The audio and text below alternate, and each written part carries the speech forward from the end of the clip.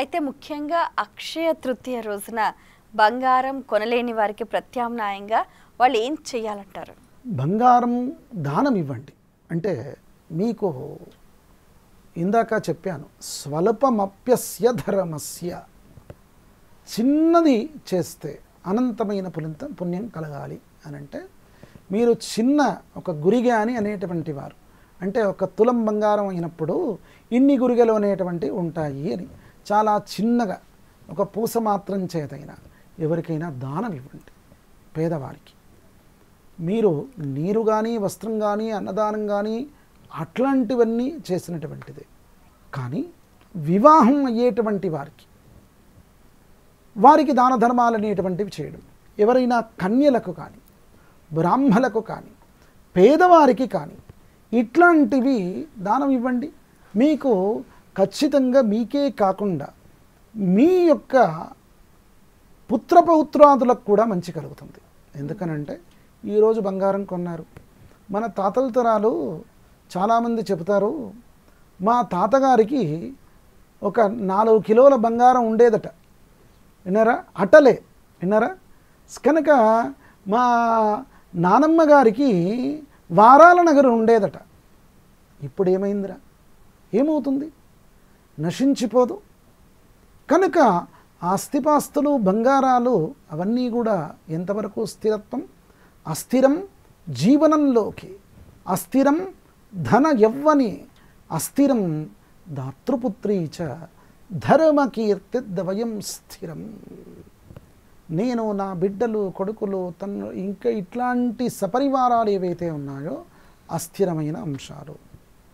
అస్థిరం జీవనంలోకి, అస్థిరం ధన యవ్వని. మన యొక్క ఎన్ని రోజులు యవ్వనంగా ఉండగలుగుతాం? అది శాశ్వతమైనటువంటిదా? కౌమార్యము బాల్యము శాశ్వతమైనటువంటిదా? మరి అసలు మనిషి శాశ్వతమైనటువంటి వాడా? ఈ ప్రకృతి శాశ్వతమైనటువంటిదా? కాదే. కనుక ఇంకొక నానుడి కూడా ఉంటుంది, ధనమూల ఇదం జగత్. ఈ వర్డ్ చాలామందికి తెలుసు, చిన్నపిల్లలకు కూడా తెలుసు, మిగతా వర్డ్స్ తెలుసో తెలియదు అని. కానీ వేదాంత శాస్త్రం ప్రకారం సంస్కృతానికి అనేక విధమైనటువంటి శబ్దార్థాలు ఉంటాయి. ఒక విధమైనటువంటి శబ్దార్థం ఒక సందర్భంలో కరెక్టే, కానీ లోతు పరిశీలన చేసినప్పుడు అసలుగా జాయతే గచ్చతి ఇది జగత్ అనేటువంటిది దానికి ఒక శబ్దార్థం మారుగా వస్తుంది. అంటే నీవు నువ్వేదో ధనమే జీవితంగా అనుకుంటున్నావురా నాయన, నీ మాంసనేత్రాలతో చూస్తున్నటువంటి అంశాలు ఏవైతే ఉన్నాయో అవన్నీ అశాశ్వతము అనేటువంటి విషయము ఈ ధనమూలమిదం జగత్ అనేటువంటి ఆ వర్డ్ చెబుతూ ఉంది. అది ఒక విధమైన అర్థాన్ని తీసుకున్నాం, ధనమే జీవితం అని. కానీ ఈ ధనం నీకు శాశ్వతం కాదు, నువ్వు అనుకున్నటువంటి ఏవీ శాశ్వతం కాదు. నీ కీర్తి ప్రతిష్టలు, నువ్వు చేసుకున్న పుణ్యము అదే ప్రతిష్ట, అదే నీకు స్థిరమైనటువంటిది. దానికి నాందీపూరితమైనటువంటి విషయాలు, ఒక శక్తితో కూడుకున్నటువంటి అంశంగా ఉండే పండుగ ఇది. శాక్తేయులకు చాలా అనుకూలం. శక్తి ఆరాధన చేయడం, రాత్రి జాగరణలు చేయడము, భజనలు చేయడము, నక్తంతో భోజనం, సూర్యాస్తమయం వరకు కూడా ఉండి రాత్రి పూజ చేసుకుని భోజనం చేస్తే నక్తంగా అంటాం.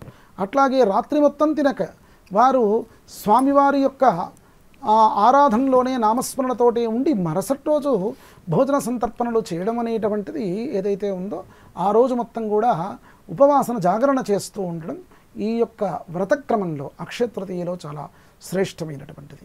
అక్షయతృతీయ ప్రారంభపూరితమైనటువంటిది. అంటే చిన్న పనైనా చెయ్యండి, మంచి చెయ్యండి, అత్యంత చిన్న మంచి అయినా పర్లేదు అనుకుంటున్నా. ఏమిటయ్యా? వీడికి ఇప్పుడు చేసినటువంటి మంచి ఏదైతే ఉందో ఖచ్చితంగా వాని యొక్క గుణగణాలు మార్చి వాని సత్ప్రయోజకునిగా తీర్చిదిద్దేటువంటి పండుగ ఈ అక్షయతృతీయ. కనుక చాలా పనులు ఇప్పుడు ప్రారంభం చేస్తారు. మంచి పనులన్నీ కూడా అక్షయతృతీయ రోజు ఎందుకు ప్రారంభం చేయడం? దానం అంటే ఏమిటి? మనం త్యజించడం. కనుక ఆ విధమైనటువంటి త్యజించేటువంటి గుణం అనేటువంటిది అలవర్చుకోవాలి మనిషి ఫస్ట్. ఆ విధమైన అలవాటు చాలా ముఖ్యమైనటువంటిది. దాన గుణం అనేటువంటిది చాలా ముఖ్యమైనటువంటి అంశం. కనుక మన స్వార్థాన్ని వదిలేసి దానగుణాన్ని పెంపొందించుకునేటువంటి అంశాల్లో ఈ యొక్క పండుగ చాలా ఉపకరించేటువంటి స్థితి ఉంటుంది. ఏ కార్యక్రమాన్ని ప్రారంభించినా ఇప్పటి నుంచి చేయవచ్చు.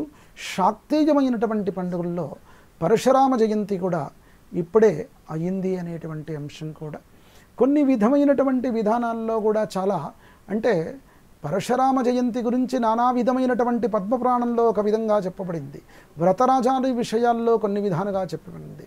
కానీ ఈ యొక్క సిద్ధాంత కౌముది ఇట్లాంటి విషయ గ్రంథాల్లోనైతే ఖచ్చితంగా ఈ పరశురామ జయంతి ఇప్పుడే అనేటువంటి విధంగా ఎక్కువ ఆధారాలు ఉన్నటువంటి స్థితి ఉన్నది.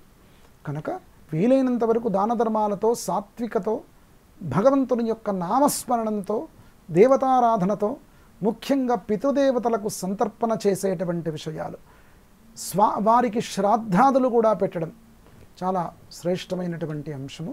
తర్పణాదులు, శ్రాద్ధాదులు, అంతేకాకుండా వారిని ఉద్దేశించి అన్నదానాదులు చేయడము, ఇట్లాంటివన్నీ కూడా చాలా సత్ఫలితాలను ఇచ్చి వారికి ఉత్తమలోక ప్రాప్తి కలుగుతుంది. శ్రాద్ధం పెట్టేటప్పుడు ఒక వాక్యం వస్తూ ఉంటుంది, యజమానస్య పితు అక్షయ్య పుణ్యలోక ఫల అవాప్త్యర్థం.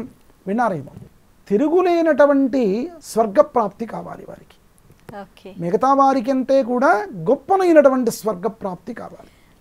కనుక ఇది అక్షయ తృతీయ కదా, గొప్పనైనటువంటి స్థితి మన పితృదేవతలకు కావాలి అని అంటే చేయాల్సింది.